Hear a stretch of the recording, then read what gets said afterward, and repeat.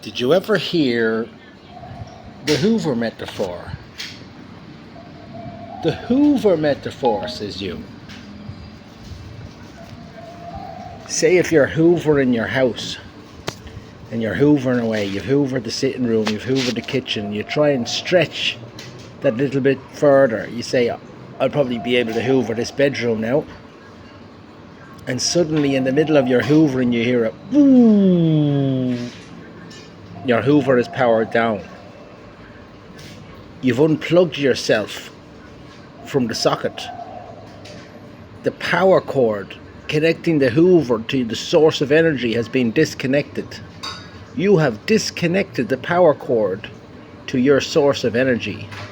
You have stretched yourself too far to try and affect too many things without noticing that your connection, the connection that powers the hoover inside you, has been disconnected. Now, I heard that Hoover metaphor today when I was listening to my spirituality tape on the audiobooks website. Spiritual, goddammit. That's the name of the podcast. But she put the stuff on audiobooks for me to listen to. So I heard the Hoover metaphor when I was staring up at this big massive golden statue you can see in the video. Ahead of me there on the left you'll see a couple of people down on their haunches. There's plenty of space around them. There's not as many people as you might think, considering that this is just at the bottom of Kosan Road, a nice big shiny temple with a big shining Buddha, and there's only a handful of people who come in here and get that little bag of serenity that I managed to get. So this is the last day of my little trip to Thailand. Through partially gritted teeth, I managed to hug my brother goodbye. I apologised to him for all the altercations we had. We were very close to fisticuffs on several occasions, and I think he made a joke, something like, look it, we love each other and we hate each other, that will never change. The story of my life. How to hug a porcupine. These difficult people that are in our lives that just have to be there, that we have no choice but to hug them. But we'll get a big dirty spike in our eye if we're not careful. Or in our arm, or in our chest, or whatever. Wherever you get a spike if you were hugging a porcupine. I just, after finished a nice ice cold latte, and I had a papaya salad, so my taste buds are having a rave. The sensations are sublime. Subliminal. Is that the word? Stupid word to be using. Focus, Connor, focus. You're talking about spirituality, right? Anyway, this is the tail end of my trip. I may or may not have told the story, but 2 weeks ago, my brother rang and said, I need help. And I said, do you need me to come to Melbourne to hold your hand so that we go to a meeting together? And he said, no, I need to get out of Melbourne. Melbourne's on fire. I can't touch anything without burning my hands. So I said, do you want to go to Chiang Mai or do you want to go to Bali? And he said, Chiang Mai. Do you remember the time Dad got arrested in Pai? It's a town just outside of Chiang Mai. Because he kept on going out to the waterfalls to buy drugs. The drug dealers would be hiding in the trees. And he said, they would jump down out of the trees and say, hey, mister, do you want to buy some drugs? I do, sure, says he. And he got caught then on the way back and arrested. When Noel rang me, I was at a house party. It was a Saturday morning, past ridiculous. And he said, Dad's been arrested. We all got together to try and figure out what could be done. And by the time myself and Sarah got out to Pai, he had been released on bail and had gone out to the exact same waterfall and repeated the exact same offence that we were in the process of trying to get him out of. So he was looking at 20 years.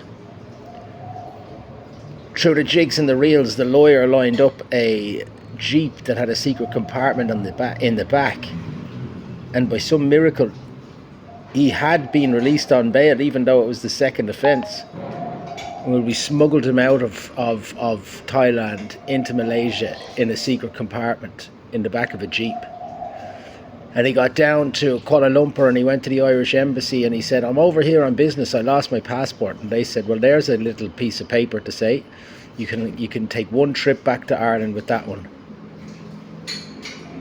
And on the day before he was meant to fly, he was out buying weed on the street again. But for the grace of God, there goes I. These little expressions sometimes that we hear in recovery. But for the grace of God, there goes I. He wouldn't have had that in his mindset at the time because he didn't have a program.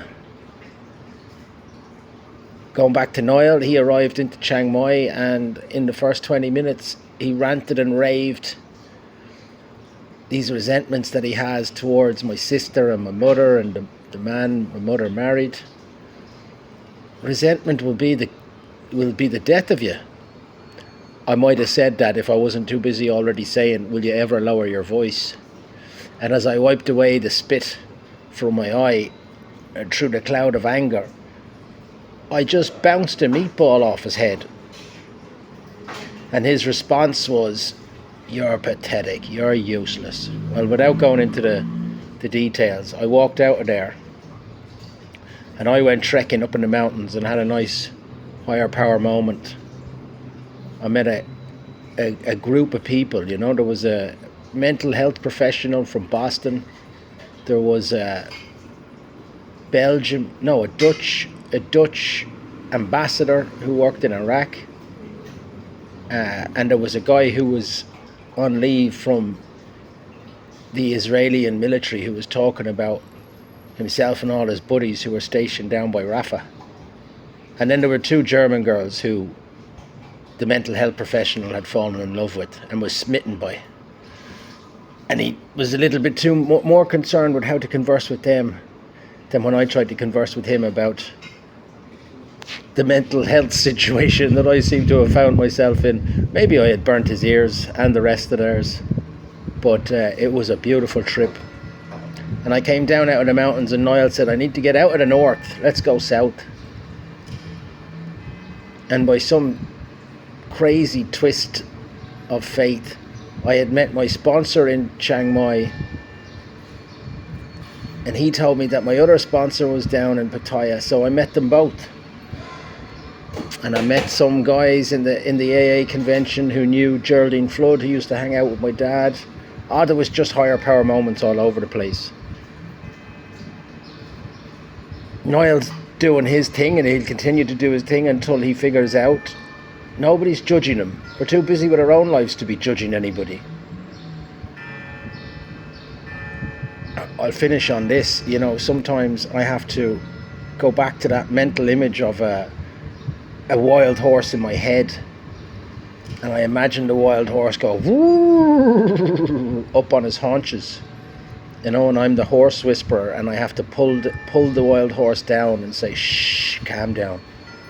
And my thoughts go wild sometimes. It's the triangle of self-obsession, and I have to whisper over and over again, this too shall pass, this too shall pass. That's what the Buddhists say. Anyway, I shall leave it there. I'm getting on a plane in a couple of hours. My classes are starting back up this evening, so I'll be busy, or about as busy as an English teacher can be when he's working off a laptop in the Philippines. In other words, not very busy at all, but very grateful. Busy being grateful. Thanks for listening.